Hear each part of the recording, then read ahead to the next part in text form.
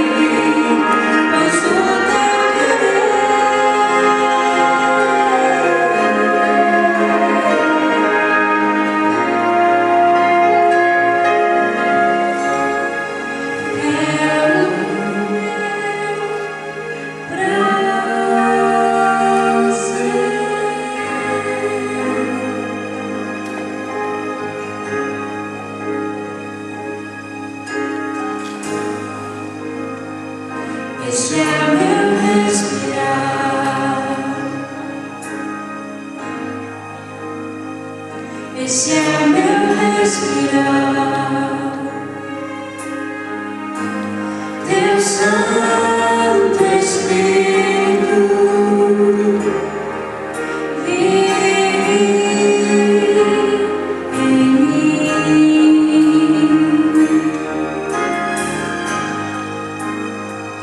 e este é meu pão,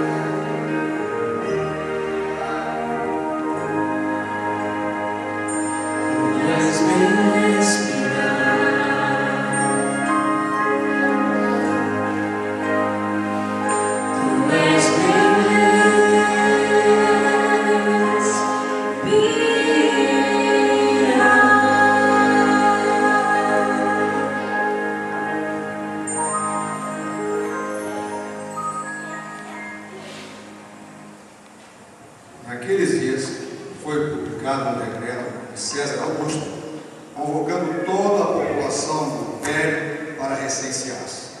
Todos iam alistar-se, cada um à sua própria cidade. José também subiu da Galiléia, da cidade de Nazaré, para a Judéia, a cidade de Davi, chamada Belém, por ser ela da casa e família de Davi, a fim de alistar-se com Maria, sua esposa, que estava grávida. Estando eles ali, aconteceu que completaram-se os dias, e ela deu à luz ao seu filho primogênito. Enfaixou, o deitou numa manjedoura, porque não havia lugar para eles na hospedaria. Havia naquela mesma região pastores que viviam nos campos e guardavam seu rebanho durante as vigílias da noite. E o anjo do Senhor desceu aonde eles estavam, e a glória do Senhor brilhou ao redor deles, e ficaram tomados de grande temor. O anjo, porém, lhes disse: Não temais, eis aqui vos trago boa nova de grande alegria, e será para todo o povo, e é que vos nasceu hoje, na cidade de Davi, o Salvador, que é Cristo, o Senhor. E isto vos servirá de sinal: encontrareis encontrareis uma criança envolta em faixas e deitada em manjedoura.